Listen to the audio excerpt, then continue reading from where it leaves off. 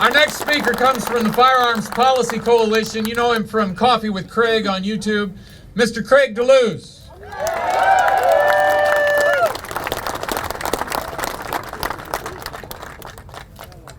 You know, I gotta tell you, it's amazing to see.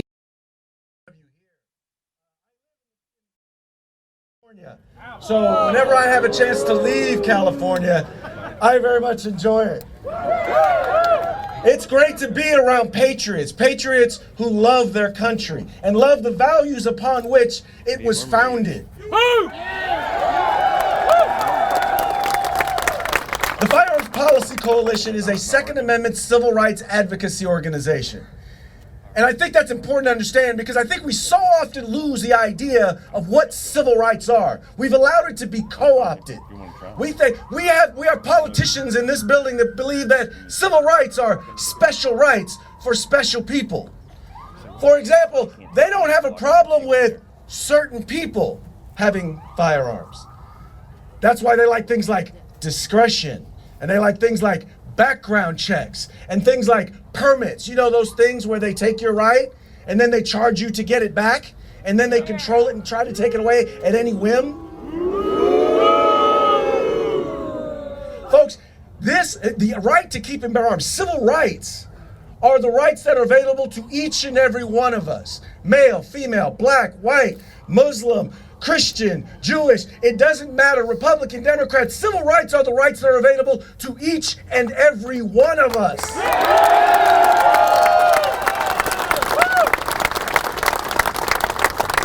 Also, these rights are not given to us by government. They are endowed to us by our Creator. And to recognize that, we write a thing called a Constitution. And in that, they have a Bill of Rights, where those civil rights are enumerated. And this one is so important. They made it the second.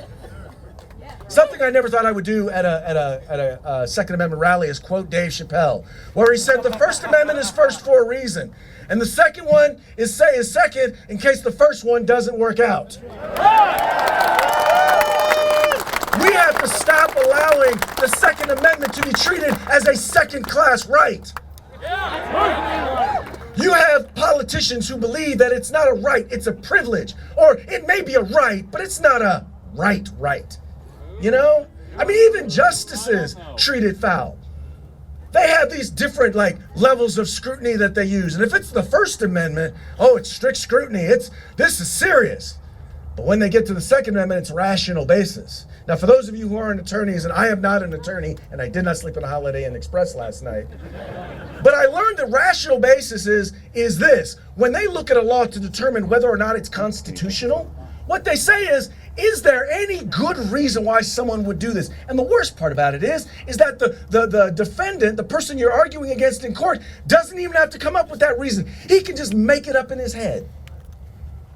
That is how poorly the Second Amendment is treated. The Declaration of Independence talks about rights being inalienable, right? But to secure those rights, governments are instituted among men, deriving their just powers from the consent of the governed. Let me ask you a question. Who's the governed? We the people! I'm sorry. I'm confused.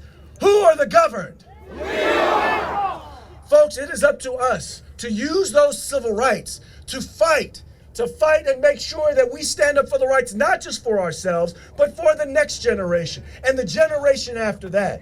We will be judged in history by what we do this day.